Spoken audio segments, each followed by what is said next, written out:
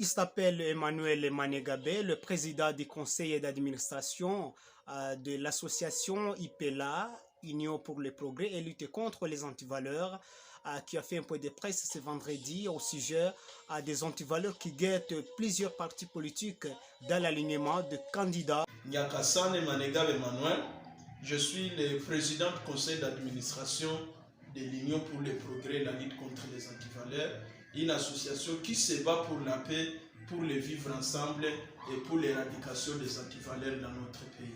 IPELA veut dire Union pour le progrès et la lutte contre les antivaleurs. Nous sommes une association dont l'objectif principal, c'est la lutte contre les antivaleurs sous toutes ses formes et aussi on se bat pour le progrès. L'actualité du jour, vous savez que notre pays, la République démocratique du Congo, est dans la phase du dépôt de candidature pour les élections législatives 2023, ici cette année, avec l'espoir que les élections auront lieu le 20 décembre 2023. Mais qu'est-ce que nous remarquons? Nous avons déjà remarqué qu'il y a de l'antivaleur déjà dans les chefs des responsables des partis politiques, dans les dépôts même de ces partis politiques-là. Il y a déjà beaucoup de plaintes. Nous avons fait des enquêtes dans quelques partis politiques où on a déjà sélectionné les candidatures. Même dans la sélection, il n'y a rien d'objectivité. C'est de la subjectivité pure et simple.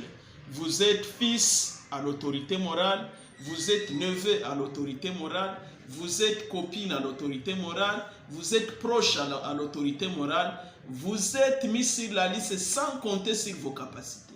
Et cela nous fait déjà croire qu'il y a des gens qui préparent de la corruption, du vol dans ces élections-là. Quand déjà dans un parti, on élimine quelqu'un qui est fort, quelqu'un qui est plein d'atouts, mais on place X sans aucune compétence. Cela aussi nous laisse croire que, même un moment, ceux qui ont mis X sachant qu'il n'a pas de compétences, ils manœuvreront pour que cette personne soit élue, même sans capacité.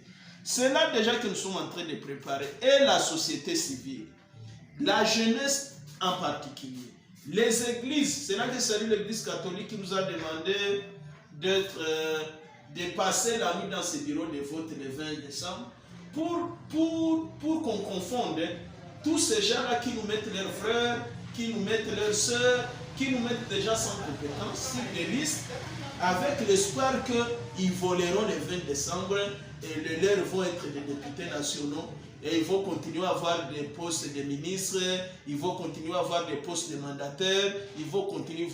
Et tout cela au détriment de la population.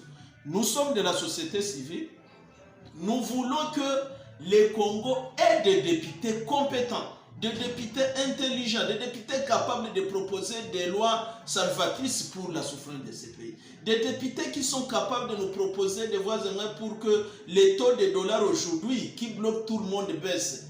Les députés qui soient capables de proposer les lois pour que l'agriculture soit prise en charge et que nous produisions et ne pas penser à importer ce que nous mangerons chaque jour.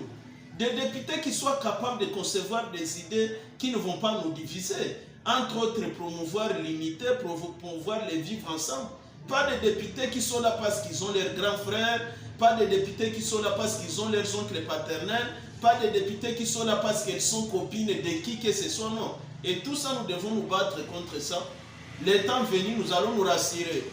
Quand tous les partis auront proclamé les gens qui sont alignés, nous allons faire des grands points de presse, nous allons faire des grandes sensibilisations pour qu'on montre à la face du monde, voilà, celui-ci a aligné X pour des raisons suivantes.